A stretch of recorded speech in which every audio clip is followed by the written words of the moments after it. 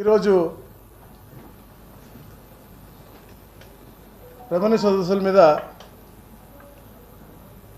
కోనసీమ, కాకినాడ, రాజమండ్రి, ఏలూరు, కృష్ణా, గుంటూరు, ఎన్టీఆర్, పల్నాడు, అలాగే ప్రకాశం, బాపట్ల జిల్లాల కలెక్టర్లు, జాయింట్ కలెక్టర్లు, ఈ ప్రాంత ప్రజాప్రతినిధులందరూ కూడా జూమల్ మీటింగ్ ఏర్పాటు చేయడం జరిగింది.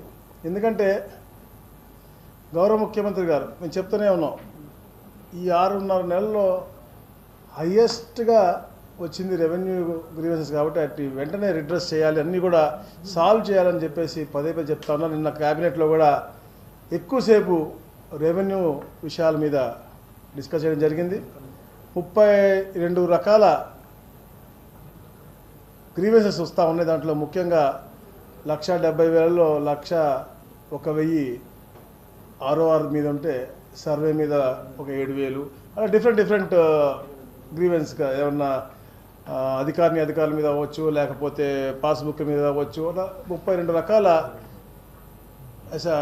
గ్రీవెన్సెస్ ఉన్నాయి. అవన్నీ కూడా షార్ట్ లిస్ట్ చేసుకుంటూ ఇట్లా ఏ జోనల్ మీటింగ్స్ పెడతా ఉన్నామో అక్కడ కూడా కలెక్టర్లకి ముఖ్యంగా 22A అనే గత ప్రభుత్వం చేసినటువంటి కొన్ని అరాచకాలు. ఎందుకంటే ఈరోజు 1,88,00,000 ఎకరాలు 22Aలో ఉన్నాయి. అంటే ఏదన్నారు అది ఎండోమెంట్స్ అవ్వచ్చు, లేదా డిస్ప్యూట్ అవ్వచ్చు, లేకపోతే గవర్నమెంట్ ల్యాండ్ అవ్వచ్చు, అన్ని రకాల కలిపి 1,88,00,000 ఉన్నాయి.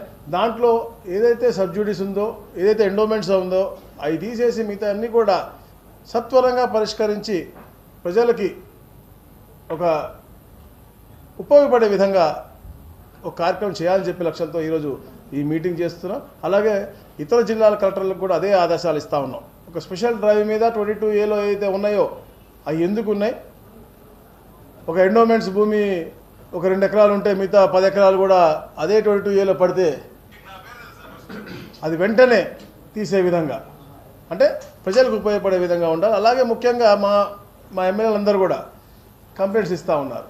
గత ప్రభుత్వంలో ఎలాగైతే ఎండోమెంట్స్ భూమిలో నుంచి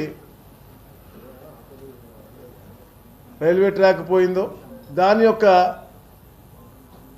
డబ్బులు ఏదైతే ఉందో ఎండోమెంట్స్కి పోవాల్సింది అప్పుడు ఉన్నటువంటి ఎమ్మెల్యేలు కుటుంబంలో మనుషులకు వెళ్ళిందని, అలాంటివి కూడా గతంలో మనం చేశారని చెప్పేసి గ్రీవెన్స్ విత్ ప్రూఫ్ కూడా ఇచ్చారు. ఎన్నిటిపైన కూడా స్పెషల్ ఎంక్వైరీ ఏదైతే ముఖ్యంగా హౌస్ పట్టాలు ఉన్నాయో వాళ్ళ అనువాయులందరికీ కూడా ఇచ్చి పెట్టారో అవన్నీ కూడా, అంటే అన్ని డిస్కషన్స్ ప్రజాప్రతినిధులు అలా అధికారులు పెట్టారు. అలాగే ఎవరైతే MRO అప్పట్లో ఉన్నటువంటి MROలు దొంగ పాస్బుక్లన్నీ కూడా ఇచ్చి, మన గుంటూరులో కూడా స్కామ్ చూసాము, గతంలో 200 కోట్ల స్కామ్ కూడా అయ్యింది.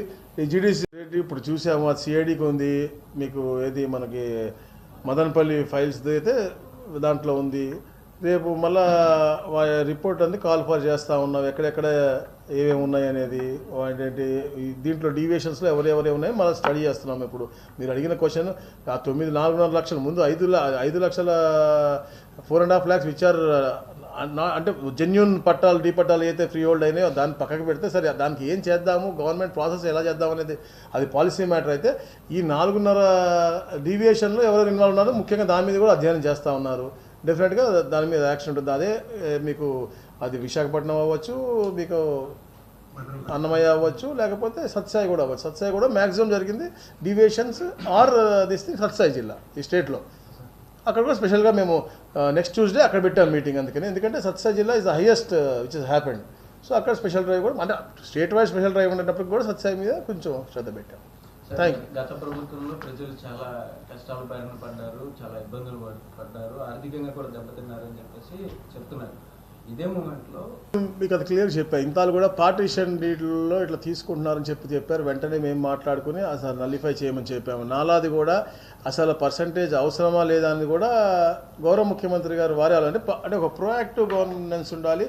ఎవరికి కూడా అసలు మళ్ళీ అప్లై చేసుకునే విధంగా ఉండకుండా, ఎందుకంటే కన్వర్షన్ అనేది ఇంకా అవసరం లేదు, ఆటోమేటిక్గా అంతా కూడా కలిసిపోయి అవసరం కూడా లేదు. ఇంకా అప్పుడు అంటే మనకు అవసరం దొంగ లేఅవుట్లో ఇప్పుడు అంతా కూడా సిస్టమేటిక్ జరుగుతూ ఉన్నాయి కాబట్టి అవసరం ఉండదు. రీసర్వే తర్వాత అసలు అవసరం ఉండదు అనే విధంగా కూడా మేము పోతా ఉన్నాం. సో ఎక్కడ తగ్గియాలో, ఇప్పుడు గిఫ్ట్ డీడ్ ఉంది, గిఫ్ట్ డీడ్ తగ్గిద్దామని ప్లాన్ అనుకున్నాము. ఎక్కడైతే కరెక్షన్స్ ఉన్నాయో అక్కడ డెఫినెట్ కరెక్షన్ చేస్తాం. అది ఇప్పుడు డెఫినెట్గా రెవెన్యూ పెంచుకోవాలా. అలానే ఇప్పుడు భోగాపురం ఉంది, గ్రోత్ కారిడార్ 2 కోట్ల రూపాయలు ఎకరం ఉంది, కానీ ఎంత ఉంది మన రిజిస్ట్రేషన్ వాల్యూ 15 లక్షలు 20 లక్షలు. సో డెఫినెట్లీ అక్కడ 40 లక్షలు పెంచాలి.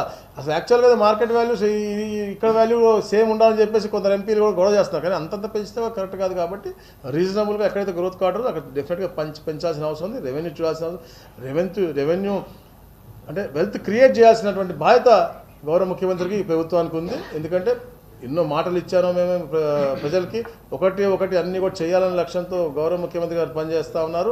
ఇప్పటికి మేము అన్నా క్యాంటీన్ ఇచ్చాము, మీకు పెన్షన్ చరిత్రలో ఈ రాష్ట్రంలో కాదు ఈ దేశంలో ఎప్పుడు ఊహించని విధంగా పెన్షన్లు ఇస్తూ ఉన్నాం. హైయెస్ట్ ఈ దేశంలో ఎవరు కూడా ఊహించలేదు, హైయెస్ట్ మనమే ఇస్తూ ఉన్నాం. 63 లక్షల మందికి ఇస్తూ ఉన్నాం పెన్షన్, చరిత్రలో ఎవరు ఇవ్వలే. రేపు మళ్ళా మీకు 2 స్కీములు మళ్ళీ అనౌన్స్ చేయబోతా ఉన్నాం. మళ్ళీ ఫీ రియంబర్స్మెంట్ కూడా ఈ వీక్లో, రాబోయే వీక్లో పండగ అయిన తర్వాత ఇవ్వబోతా ఉన్నాం. అంటే ఫేస్ బై ఫేస్. అంటే ఇంత లోటు బడ్జెట్ ఇన్ని అప్పులు ఉండి కేవలం వెల్త్ క్రియేట్